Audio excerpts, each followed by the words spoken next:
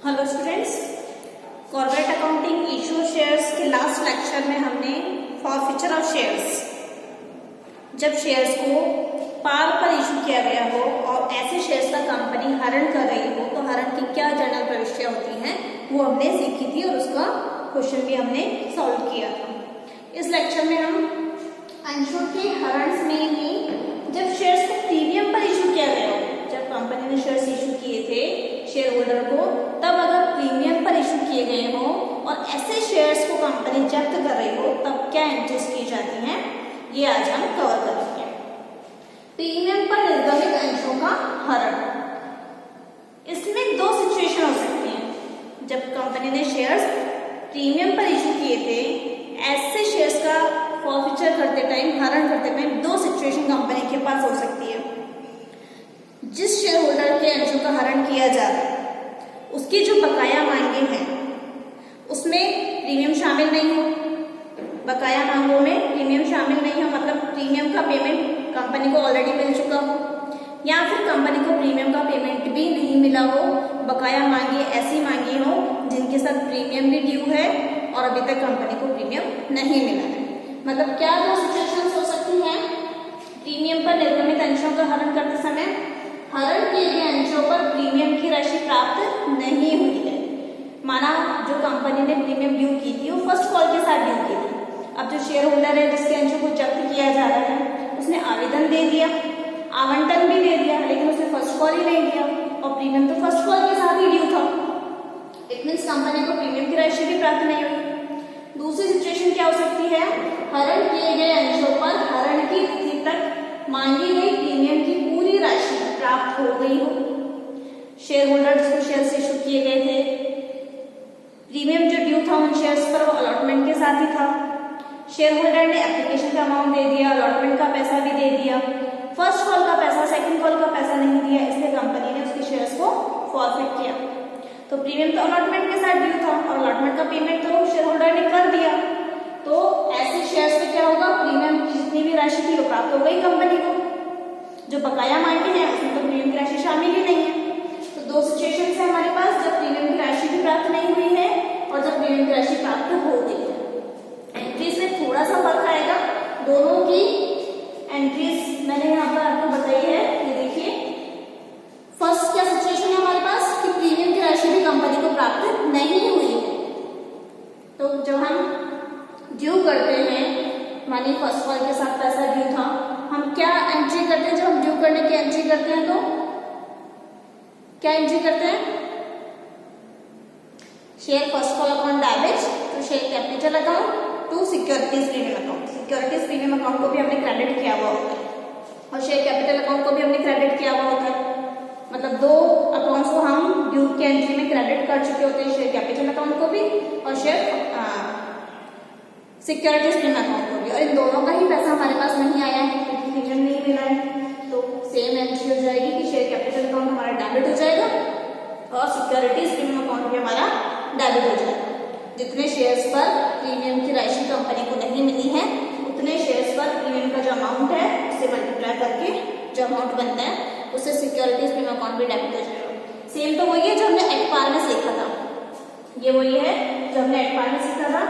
जो जो राशि कंपनी को नहीं मिली, जो जो मांगी बकाई है, पहले तो वो क्रेडिट करो to share allotment account, company को अलॉटमेंट का पैसा नहीं मिला, to share first call account, company को फर्स्ट कॉल का पैसा नहीं मिला, टू शेयर फॉरफीचर अकाउंट, जो पैसा शेयर होल्डर पेमेंट कर चुका है, कंपनी को मिल चुका है, कंपनी जब्त कर रही है, वो शेयर फॉरफीचर अकाउंट में आ जाएगा।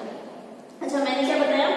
सिक्योरिटीज प्रीमियम का पैसा शेयर होल्डर ने पेमेंट नहीं किया क्योंकि वो फर्स्ट कॉल के साथ दिया था, तो यहाँ पे हमने सिक्योरिटीज प्रीमियम अकाउंट को डेबिट कर दिया और फर्स्ट कॉल को जब हम यहाँ पर अमाउंट लिखेंगे टू शेयर फर्स्ट कॉल तो ये विथ प्रीमियम वाला लिखेंगे, क्योंकि हम यहाँ पर भी डेबिट कर रहे हैं ना, तो हम यहाँ पर जो अमाउंट लिखेंगे फर्स्ट कॉल का ये विथ प्रीमियम वाला अमाउंट लिखेंगे, विथ प्रीमियम।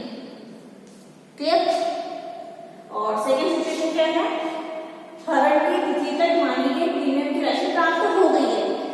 जो भी प्रीमियम ड्यू था कंपनी ने पहले क्रेडिट किया था और वो उसके अकाउंट में आ चुका है, कंपनी को मिल गया, कुछ भी ड्यू नहीं है, प्रीमियम की राशि ड्यू नहीं है, तो बस प्रीमियम को हम वापस डेबिट भी नहीं करेंगे। जो जो मांगे बकाया है, अलॉटमेंट की मांग बकाया है, फर्स्ट कॉल की मांग बकाया है, अगर और भी कोई मांग होती वो भी बकाया होती तो हम लिखते share second call account debit sorry credit to share forfeiture account. Clear? तो यहाँ पर हमारा क्या है, प्रीमियम कंपनी ने मांगा था, प्रीमियम का पेमेंट कंपनी को मिल गया, तो प्रीमियम की एंट्री यहाँ पर कहीं भी नहीं आएगी। सिक्योरिटीज क्लेम अकाउंट डेबिट भी नहीं होगा और इसमें से भी कहीं पर भी प्रीमियम की राशि इंक्लूड हम नहीं करेंगे। ठीक है?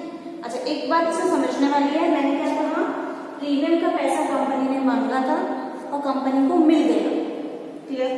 और यहाँ पे मैंने बताया था कि शेयर फॉरफीचर अकाउंट में वो पैसा आता है जो कंपनी को मिल चुका हो, मिल गया था।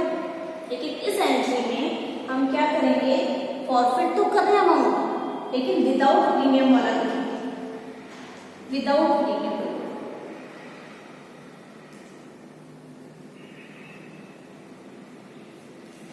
क्योंकि क्या प्रीमियम का अमाउंट हम यहाँ पे भी नहीं ले रहे, नीचे भी नहीं ले रहे। मतलब अगर प्रीमियम ड्यू की थी कंपनी ने और प्रीमियम रिसीव हो गया है कंपनी को, तो एंट्री बिल्कुल सिंपल हो जाती है, एट पार की तरह एंट्री हो जाती है। जैसे हम एट पार में एंट्री कर रहे थे, कैपिटल अकाउंट को डेबिट किया, जो जो कॉल्स ड्यू है उनका पैसा और फिर जो फॉरफिट हुआ उनका पैसा। क्लियर? तो सेम एंट्री एट पार की तरह हो जाती है। और अगर प्रीमियम की राशि नहीं मिली है तो एक सिक्योरिटीज क्लेम अकाउंट एक्स्ट्रा आता है और जिस कॉल के साथ वो ड्यू था उसमें भी अमाउंट इंक्लूड होकर आता है। इसका भी प्रैक्टिकल क्वेश्चन लेते हैं तो और ज्यादा क्लियर होगा।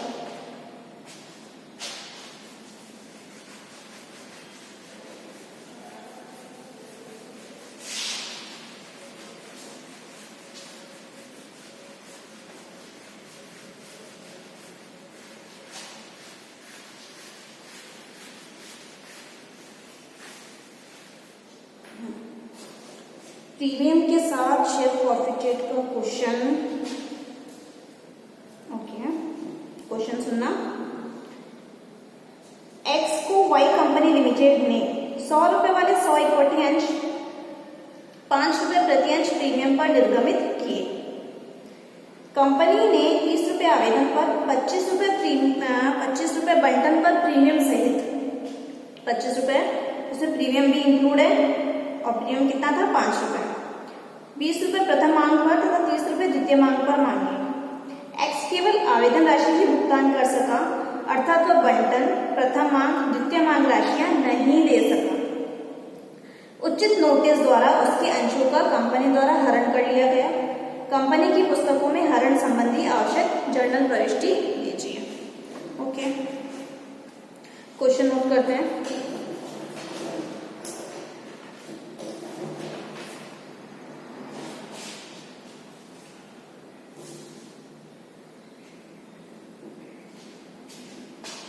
जर्नल ऑफ वाई लिमिटेड है, वाई कंपनी लिमिटेड है और एक्स को शेयर अलॉट किए थे, तो जर्नल तो वही बनेगी, journal of Y company limited की, journal of Y limited.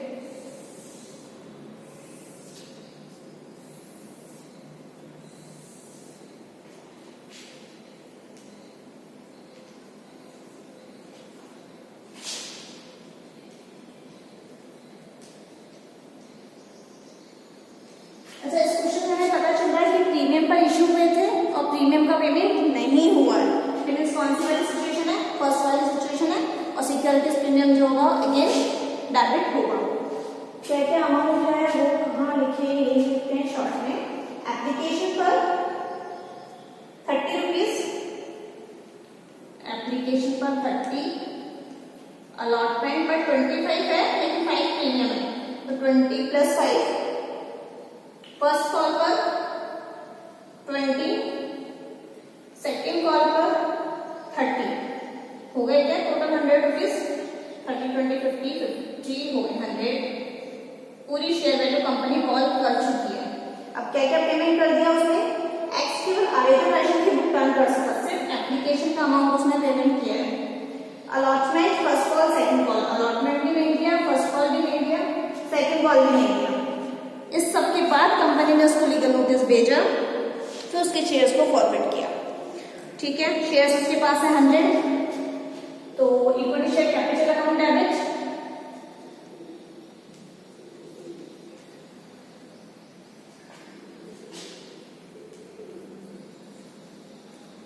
Equal to share capital upon debit.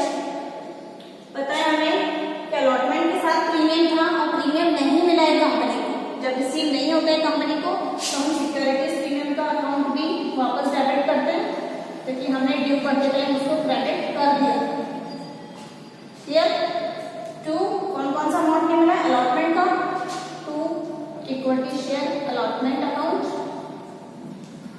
First call भी नहीं मिला है, सेकंड कॉल भी नहीं मिला है, to equal to share first call account, to equal to share second call account, और लास्ट का हमारा है equal to share forfeited account, यहाँ पे शेयर फॉरफिटेड अकाउंट।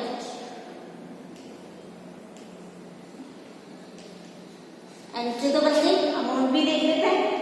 100 शेयर थे, 100 ही कंपनी ने कॉल फॉर कर लिया था। क्लियर? सिक्योरिटीज प्रीमियम 5 रुपए था, तो 100 शेयर्स पर 5 रुपए के अकॉर्डिंग सिक्योरिटीज प्रीमियम आ जाएगा। अलॉटमेंट का पैसा नहीं दिया 100 शेयर्स पर, कितना था अलॉटमेंट का 20 + 5 25 बताया था मैंने विथ प्रीमियम, क्योंकि हम ऊपर प्रीमियम ले रहे हैं, विथ प्रीमियम वाले से ही करेंगे क्रेडिट। फर्स्ट कॉल का पैसा 100 शेयर्स पर 20 रुपीज के अकॉर्डिंग नहीं दिया, सेकंड कॉल पर 100 शेयर्स पर 30 रुपीज के अकॉर्डिंग पेमेंट नहीं किया। और प्रॉफिट कितना करना है, सिर्फ एप्लीकेशन अमाउंट दिया है तो 30 रुपीज ही दिए, तो 100 शेयर्स पर 30 रुपीज जो उसने पेमेंट कर दिया वो प्रॉफिट हो जाएगा। 100 × 100 10,000 इक्वल टू शेयर कैपिटल, और 100 शेयर्स पर 5 रुपीज के अकॉर्डिंग 500 हमारी सिक्योरिटीज प्रीमियम। अलॉटमेंट का पैसा 25 रुपीज के अकॉर्डिंग 2500, फर्स्ट कॉल का पैसा 20 रुपीज के अकॉर्डिंग 2000, सेकंड कॉल 30 रुपीज के अकॉर्डिंग 3000, और फॉरफिट भी हुआ है 3000। हो गई क्या हमारी एंट्री इक्वल? चेक करो, 10,500 33628 और 2 10,500। क्लियर? ये है हमारी शेयर फॉरफिटेड की entry in case of premium, वो भी तब जब प्रीमियम का पैसा कंपनी को नहीं मिला। अच्छा, इसी क्वेश्चन को चेंज करके मैं आपको सेकंड वाली की एंट्रीज में समझा देती हूँ। सेकंड में क्या बोला है, हरण किए गए अंशों पर हरण की तिथि तक मांगी गई प्रीमियम की पूरी राशि प्राप्त हो गई। हम ये मानते हैं कि एप्लीकेशन और अलॉटमेंट दोनों का ही पैसा उसने पेमेंट कर दिया। जो शेयर होल्डर है उसने एप्लीकेशन का पैसा भी दे दिया, अलॉटमेंट का पैसा भी दे दिया है। उसके शेयर को प्रॉफिट क्यों किया गया है? उसने फर्स्ट कॉल और सेकंड कॉल नहीं दी, एप्लीकेशन अलॉटमेंट दोनों दे दिया। ठीक है, तो अब क्या करेंगे, एंट्रीज में क्या चेंज आएगा, बस तो चेंज मैं आपको बता।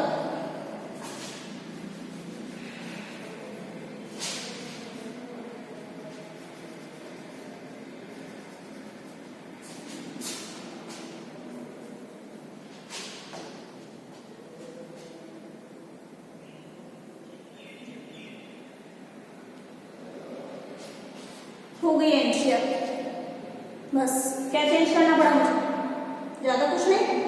क्या था, अलॉटमेंट का पैसा भी दे दिया, तो प्रीमियम किसके साथ दिया था, अलॉटमेंट के साथ। अलॉटमेंट का पैसा कंपनी को ऑलरेडी मिल चुका है।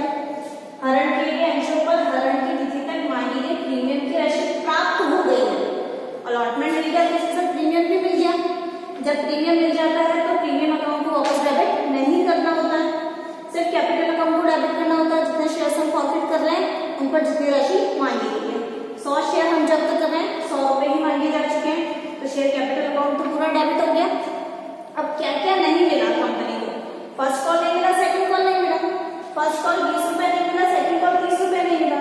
20 रुपए के हिसाब से 2000 रुपए, 30 रुपए के हिसाब से 3000 रुपए। Share forfeited account equal to share forfeited account, क्या क्या मिल गया है, क्या क्या कंपनी जब्त कर रही है, तो एप्लीकेशन का पैसा जब्त कर रही है और अलॉटमेंट का पैसा जब्त कर रही है। एप्लीकेशन के 30, अलॉटमेंट के 20, 50 रुपए ये भी जब्त कर रही है कंपनी, लेकिन ये एंट्री में इंक्लूड नहीं होगा क्योंकि सिक्योरिटीज प्रीमियम पहले क्रेडिट हुआ और वो रिसीव हो चुका। तो इक्विटी शेयर प्रॉफिट अकाउंट में 100 रुपीज पर 50 रुपए के अकॉर्डिंग प्रॉफिट हो रहा है। एप्लीकेशन अलॉटमेंट खाली टोटल हो गई आपको 50 रुपए के अकॉर्डिंग है 5000।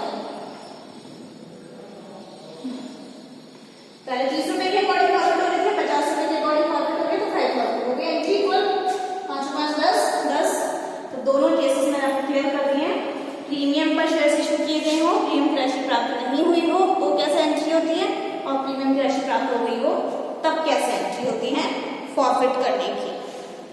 अच्छा, इशू के टाइम पे मैंने आपको बताया था